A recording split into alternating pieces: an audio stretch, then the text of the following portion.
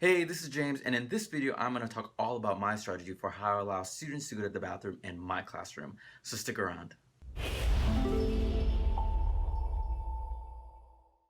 So after my first year of teaching that summer, I took some time to reflect on what worked and what really didn't work. And one of those things that really didn't work was my strategy for allowing students to go to the bathroom, because overall, that also affects classroom management. I realized there were certain students that needed to go to the bathroom every single class period, and there were some times where I would say yes, and sometimes I'd say no. I really didn't have some sound method to allow students to leave or enter my classroom.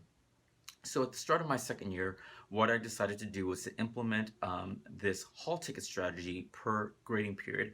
I would give students a certain number of passes per grading period that would allow them to go to the bathroom. Originally, when I first started this, I started off with 4 passes. However, around my third or fourth year, I scaled down to 3 passes, and it's something that I still do in my classroom today. Now, the way this strategy works is that anytime a student wants to leave my classroom to go get water, to go to the bathroom, they have to give me one of their hall tickets. And when they give me one of their hall tickets, I will give them the official school pass, and that will give them permission to go to the bathroom. A lot of times when they ask me, I just do this little thing, so I'm able to quickly tell who really needs to go to the bathroom and who doesn't, because a lot of times when I do this, students will be like, oh, never mind, I don't really need to go, and they'll sit back down and they'll totally forget about asking me. And students that really need to go, they will sacrifice one of their hall passes so that way they can be able to go.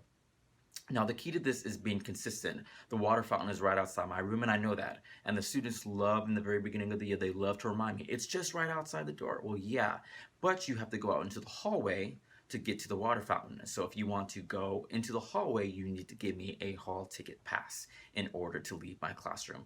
And the key thing is being consistent, because it doesn't matter what strategy you try to implement. If you're not consistent, it's just not going to work.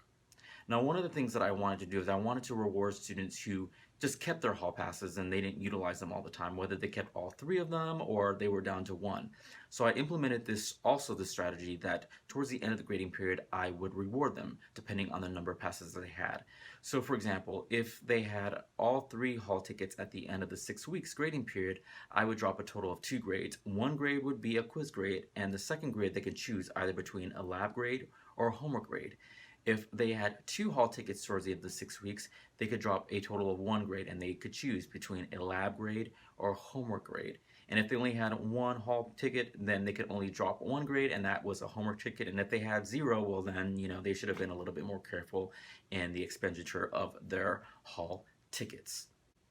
Now, I will say I teach this at the high school level, so like I said, I started off with 4 hall tickets, and then once I saw that it was working, I scaled down to 3. If this is something that interests you, or you teach maybe a lower grade level, you might want to start off with a little bit more hall tickets, see how that works, and then you can always scale back. If you're interested in this strategy, I have in the description section a link to free edible hall tickets. I believe I have 3, 4, and 6 templates that you can utilize in your classroom. So I'm curious to find out if there are other teachers that utilize a strategy similar to the one that I just shared. If you do, please feel free to leave that in the comment section. Or if there's a strategy that you use differently, or there's something that you just want to share, a concern that you have, a question that you have, leave that in the comment section and I'll do my best to answer you back. If there's anything about this video that you liked or resonated with you, then make sure to hit that like button and or subscribe so that way you can bond with James. Thanks for watching.